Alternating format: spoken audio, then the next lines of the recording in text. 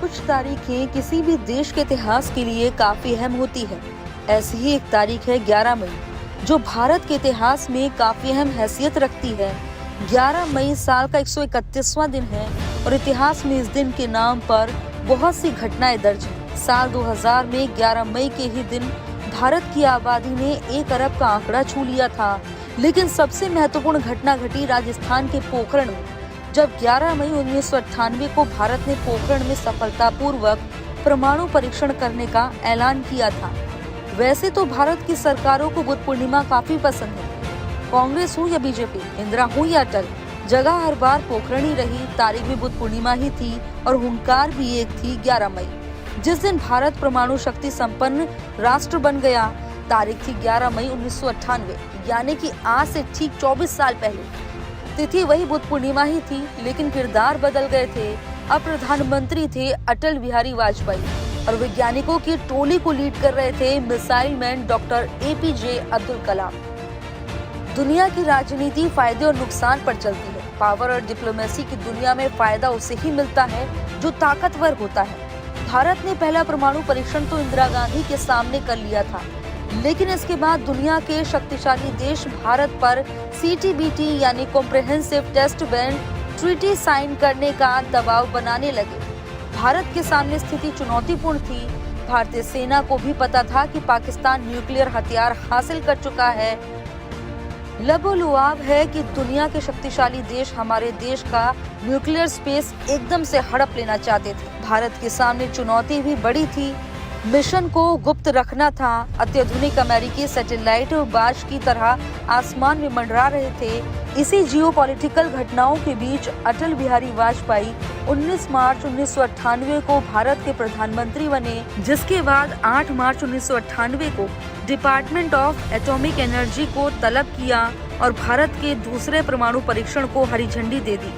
चुनौती उस धातु को पोखरण लाने की थी जिससे धमाका होना था। बात हो रही है प्लूटोनियम की। टेस्ट से 10 दिन पहले इंडियन आर्मी के 4 ट्रकों में प्लूटोनियम को पोखरण लाया गया।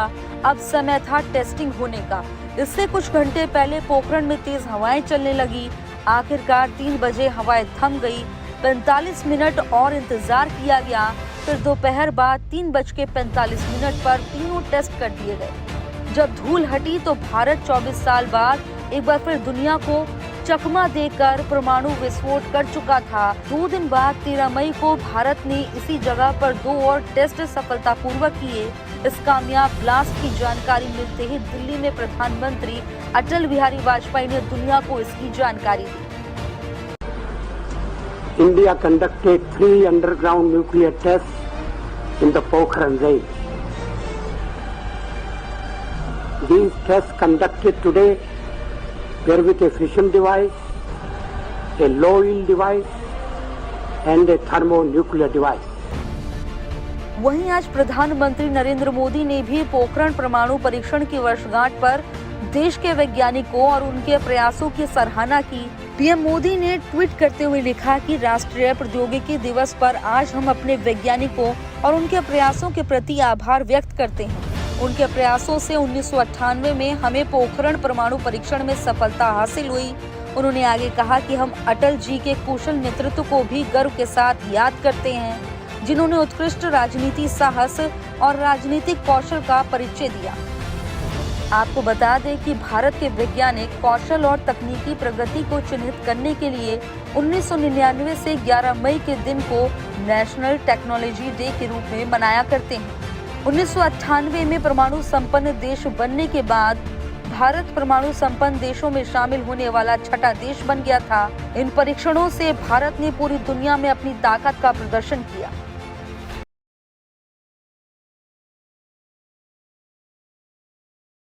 अब इस वक्त बात ये नहीं है कि जम्मू कश्मीर में क्या हो रहा है।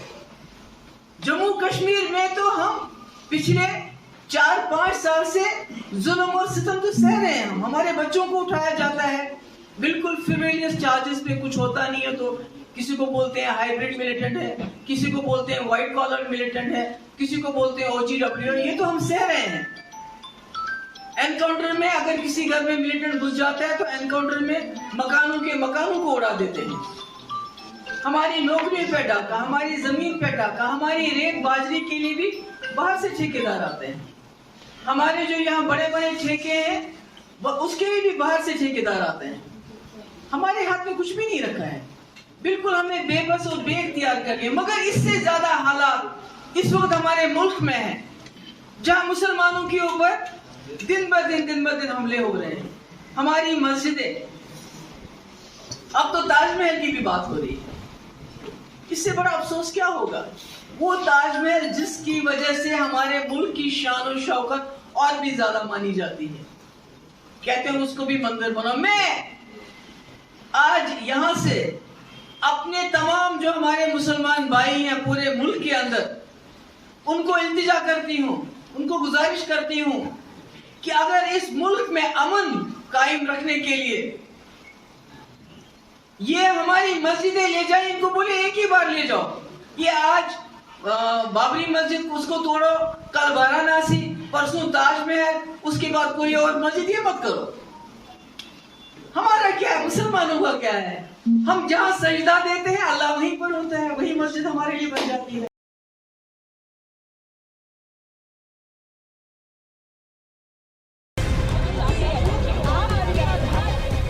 दिल्ली के तीनों नगर निगमों की ओर से सड़कों को अवैध कब्जे और अतिक्रमण से मुक्त कराने के लिए स्पेशल ड्राइव छेड़े हुए हैं। एमसीडी उन सभी चुनिंदा इलाकों में अतिक्रमण के खिलाफ बुलडोजर कार्यवाही कर रही है, जहां पर भारी अतिक्रमण और अवैध कब्जे किए हुए हैं। जहांगीरपुरी, मंगोलपुरी, शाहीन बाग और न्यू फ्रेंड्स कॉलोनी के बाद अब ईस्ट एमसीडी ने सीलमपुर में अतिक्रमण को हटाने का फैसला किया, लेकिन पुलिस फोर्स नहीं मिलने की वजह से यह एमसीडी कार्यवाही नहीं कर पाई। बुलडोजर की कार्रवाई से पहले ही सीलमपुर इलाके में लोग खुद ही अतिक्रमण हटाते दिखे। सीलमपुर में कार्यवाही नहीं कर पाने के बाद बुलडोजर ने अपना रुख द्वारका और हरिनगर की तरफ किया। प्लानिंग के मुताबिक सेंट्रल जोन में मेहरचंद मार्केट, लोधी कॉलोनी के साथ कई इलाकों में कार्रवाई की गई। मेहरचंद मार्केट में बुलडोजर की कार्रवाई से पहले आम आदमी के काउंसलर ने बीजेपी पर जमकर निशाना साधा। जब एमसीडी से बीजेपी चल रही है, जा रही है, तो उन्होंने लोगों को लूटने का एक नया पैंतरा उठाया। ठीक है, ये है कि लोगों को डराओ, धमकाओ और जो और लूट सकते हो और लूटो। ये वही कारण है दिल्ली में बार बार कहीं यहाँ बुलडोजर तो कहीं वहाँ बुलडोजर, और हो क्या रहा है, 15 साल से चल रहा था। क्योंकि यूनिफिकेशन के नाम पर काउंसलर खत्म होते चले जा रहे हैं, लिहाजा अब ये नया पैंतरा है कि लोगों को डराओ और पैसे। दूसरी ओर विपक्ष ने भी बुलडोजर की कार्रवाई के खिलाफ बीजेपी के खिलाफ जमकर विरोध प्रदर्शन किया, जहां वामपंथी संगठनों ने कश्मीरी गेट से उपराज्यपाल के आवास तक विरोध मार्च निकाला। न्यू इंडिया का जो न्यू प्रतीक है वो है बुलडोजर। आपको बता दें कि दिल्ली का प्रशासन पिछले कुछ दिनों से लगातार अतिक्रमण विरोधी अभियान चला रहा है। इसके तहत दिल्ली के कुछ खास इलाकों को चुना गया है। इन क्षेत्रों में दिन के हिसाब से पहुंचकर टीम अतिक्रमण विरोधी कार्यवाही को अंजाम दे रही है।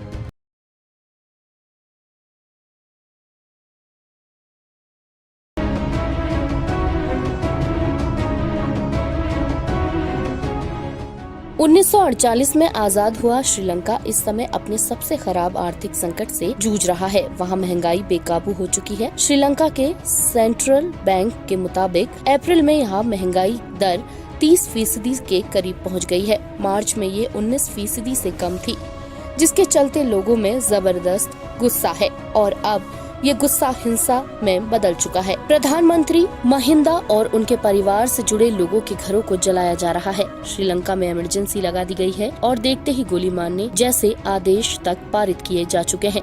श्रीलंका में 51 अरब डॉलर से ज्यादा का विदेशी कर्ज है। इस आर्थिक संकट से निकलने के लिए श्रीलंका को कम से कम 4 अरब डॉलर की जरूरत है। आर्थिक मदद पाने के लिए श्रीलंका वर्ल्ड बैंक के साथ साथ श्रीलंका और जापान जैसे देशों से भी बात कर रहा है, लेकिन इस सब में भारत उसका मजबूत साथी बनकर उभरा है। विदेश मंत्रालय के मुताबिक भारत इस साल अब तक श्रीलंका को 3.5 अरब डॉलर की मदद कर चुका है। इसके अलावा भारत उसकी बुनियादी चीजों जैसे खाने पीने का सामान और दवाओं की कमी को पूरा करने में मदद कर रहा है। भारत का कहना है कि श्रीलंका का करीबी पड़ोसी और उसके साथ ऐतिहासिक संबंध होने के नाते भारत उसके लोकतंत्र और आर्थिक हालातों में सुधार को लेकर पूरी तरह साथ है। श्रीलंका को आर्थिक संकट से उबारने के लिए भारत अपनी पड़ोसी पहले नीति के तहत मदद कर रहा है। भारत इस साल अब तक श्रीलंका की 27,000 करोड़ रुपए से ज्यादा की मदद कर चुका है। इसके अलावा खाना और दवाओं जैसी बुनियादी जरूरतों की कमी को भी पूरा कर रहा है। पिछले महीने भारत ने श्रीलंका को 1 अरब डॉलर का कर्ज देने का ऐलान किया था। इसके तहत अब तक श्रीलंका को 16,000 मैट्रिक टन चावल दिए जा चुके हैं। इसके अलावा श्रीलंका के केंद्रीय बैंक को रिजर्व बैंक ऑफ इंडिया को जो 1 अरब डॉलर का भुगतान करना था उसे अभी टाल दिया गया है। लेकिन इस बीच भारतीय हाई कमीशन ने उन खबरों को नकारा है जिसमें कहा गया था कि भारत अपने सैनिकों को हालात सुधारने के लिए श्रीलंका भेजने वाला है। दूसरी ओर भारत के विदेशी मंत्रालय द्वारा पहले ही कहा जा चुका है कि वहां श्रीलंका के लोकतंत्र का वहां स्थिरता लाने और आर्थिक सुधार करने में पूरा सपोर्ट करेगा। श्रीलंका में हालात इतने खराब हो गए हैं कि वहां 35 दिनों में दोबारा इमरजेंसी लगानी पड़ी है। लोगों का गुस्सा फूट पड़ा है और सड़कों पर हिंसक प्रदर्शन हो रहे हैं। प्रधानमंत्री महिंदा राजपक्षे के पैतृक घर को प्रदर्शनकारियों ने जला दिया है। कई सांसदों के घरों को भी जला दिया गया है।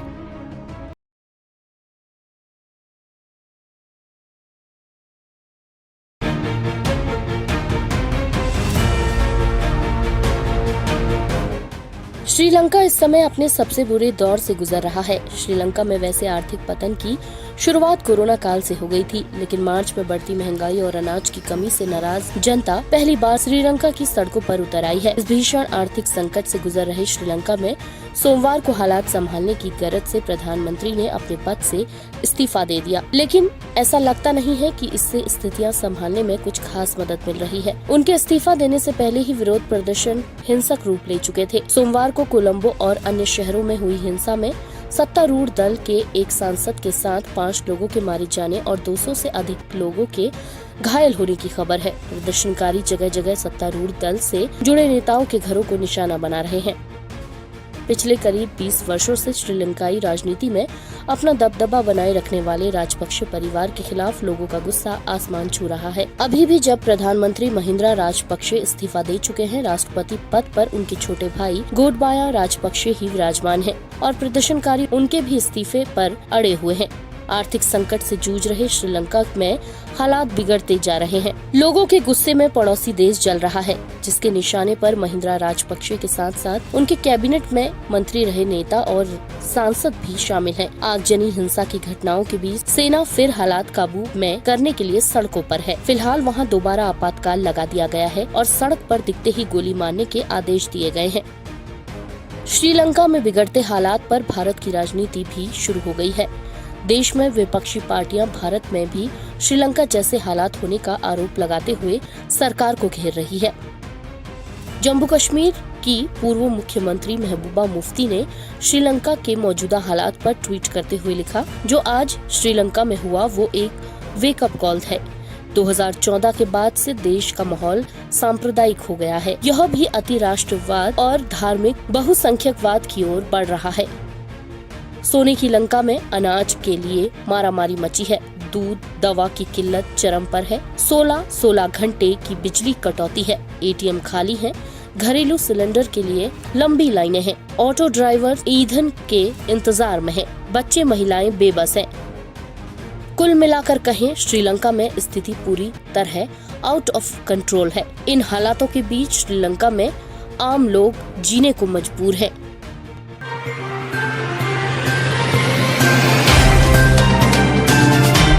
Subscribe now and press the bell icon. Never miss an update.